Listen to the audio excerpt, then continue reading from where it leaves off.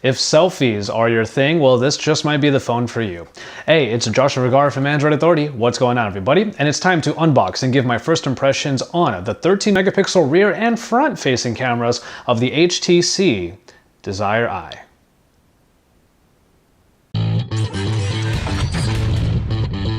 HTC Desire Eye right here on the bottom. Let's go ahead and get that opened up, and there we are, nice and crisp with the plastic still on there. And you can already see on the front that camera already has the larger size to it because it is the 13 megapixel front facing camera that is there now.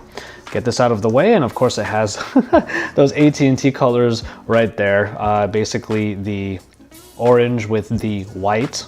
I have to say it does look pretty good still. The Desire line now has this two-tone coloration to its frame and to its body that does make it look very attractive, especially when you get in the right colors. This isn't too bad, actually. Getting into the contents of the box, we of course have a couple of quick start guides available. Get underneath here, and we have the adapter for the micro USB charging cable, the actual cable itself, and that right there are the contents of the box for the HTC Desire Eye for AT&T. So let's go ahead and get the plastic off of here. It looks like it's pretty easy, just sliding the phone out of the plastic, and that's pretty simple. Now we can talk about the actual device itself. We do have this white on the bottom and on the top with the HTC bar and logo here on the bottom still, but the screen looks like it has a pretty respectable bezel around its frame. The size is actually pretty nice in order for you to have some nice handling in one hand. On the side here are a couple of slots for you to put in a couple of cards. The button layout is over here on the right side with the power button underneath the volume rockers, and then the welcome addition of a dedicated camera button, which is always great when it comes to the camera experience on a phone that's supposed to be good with its camera.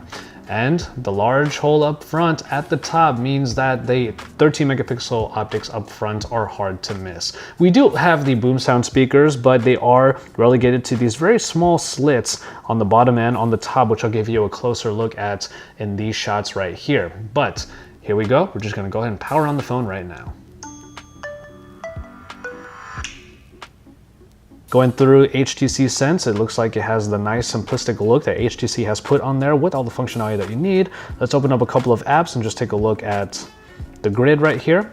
And it looks like everything is running pretty smoothly. I mean, HTC Sense has always been pretty smooth, and with its enhancements in previous iterations, the most recent iterations, things have started to look really nice and is one of the better Android iterations that we've seen in the market today. HTC does a good job with their OS.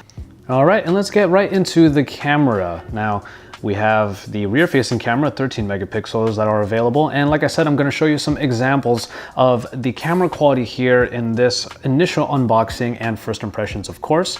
And just looking at the application, we have some pretty simple interface elements here with just the buttons on the right side, and of course the settings here on the bottom. We can change the exposure compensation, the ISO. We can change the mode so that we can have a few extra ones right here. There are a bunch. We have the manual mode, obviously, and when we go over to macro mode, there's also the sweeping panorama, the fast full HD video capture, some stabilization, some anti-shake, which is more of a software type of implementation, slow motion video as well, which we're going to take a look at in the full review again, and I'll probably do a camera shootout on this as well.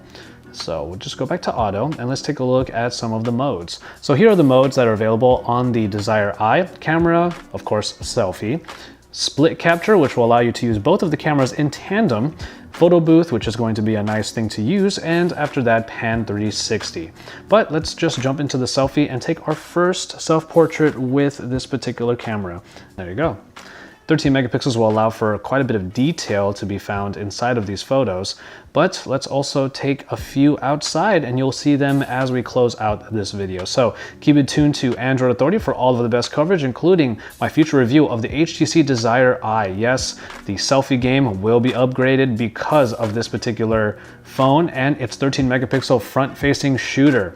And once you have the front-facing shooter on lock, you'll be able to take some high-quality photos with you, your friends, with a wide-angle lens. And we're going to see exactly how that looks in the real world when I take a look at it in a camera shootout and our full review.